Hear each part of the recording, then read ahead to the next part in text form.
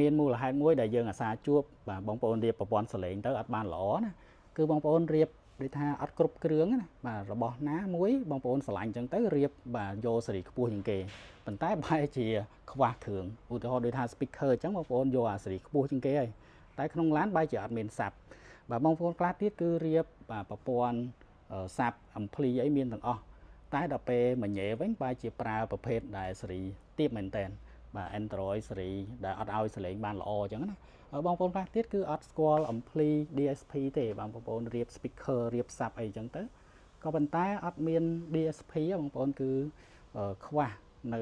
គុណភាពសលេងមែនតើអញ្ចឹងហើយបាទយើងរៀបបាទ model ល្មមក៏បានដែរបងប្អូនប៉ុន្តែយើងរៀបឲ្យគ្រប់គ្រឿងណាមានមញ៉េល្អ speaker បាទមាន sub មាន ampli DSP មាន sound proof បាទបងប្អូនរៀបប្រហែលមុខគ្រប់គ្រឿងអញ្ចឹងទៅបងប្អូនមិនបាច់យកសេរីខ្ពស់ពេកទេល្មមក៏សលេងបានល្អដែរជាជាងបងប្អូនយកមួយមុខឲ្យល្អតែរបស់ផ្សេងបែរជាអត់មានអាហ្នឹងគឺវាបាត់បង់ផ្នែកនៃសលេងហើយវាអត់ full range ណា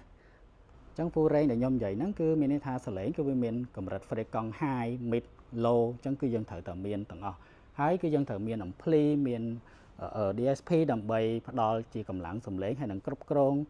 សំឡេងទៅតាមតួនាទី speaker នីមួយៗបងប្អូន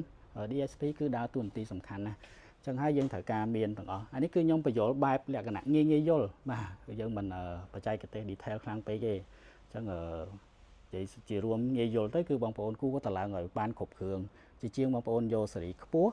តែមួយមុខពីរមុខហើយរបស់ផ្សេងអត់មានដូចជា sound proof អីក៏សំខាន់ដែរអញ្ចឹងណាបងប្អូនយក speaker មុំក៏បាននៅពេលបងប្អូនតឡើងគួបជាមួយនឹង sound proof ជាមួយ DSP ampli ទៅគឺបានសលេងល្អហើយ